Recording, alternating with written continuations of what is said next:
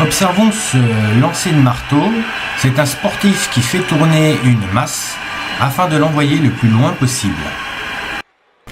En décomposant image par image le lancer, nous allons obtenir la trajectoire du marteau. Cette trajectoire est un cercle, de centre le tronc de l'homme et de rayon les bras plus la corde du marteau. Faisons un arrêt sur image car à cet instant du lancer, le poids va quitter une trajectoire circulaire pour emprunter une trajectoire rectiligne. Cette expérience met en évidence que lorsque le sportif lâche le marteau, celui-ci est bien animé d'une vitesse perpendiculaire au rayon de la rotation, ce qui va propulser le poids droit devant et le plus loin possible. D'un point de vue général, nous pourrons tracer un vecteur vitesse en rotation. Pour cela, il nous faudra connaître un centre de rotation. Par exemple, ce point. Il nous faudra connaître un point qui sera en rotation. Donc ce point va évoluer sur cette rotation-là. Donc une trajectoire qui serait en arc de cercle. Ce point, nous l'appellerons A.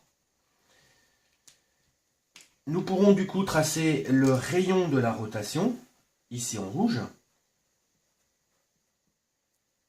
Il nous faudra aussi connaître un sens de vitesse de rotation. C'est-à-dire que voilà, nous aurons une rotation n en tours par minute, ou bien oméga en radians par seconde dans ce sens-là.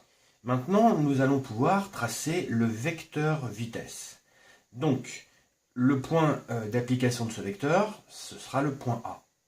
La direction de cette vitesse, ce sera une droite perpendiculaire au rayon de la rotation. Le sens de ce vecteur vitesse sera donné par le sens de la rotation.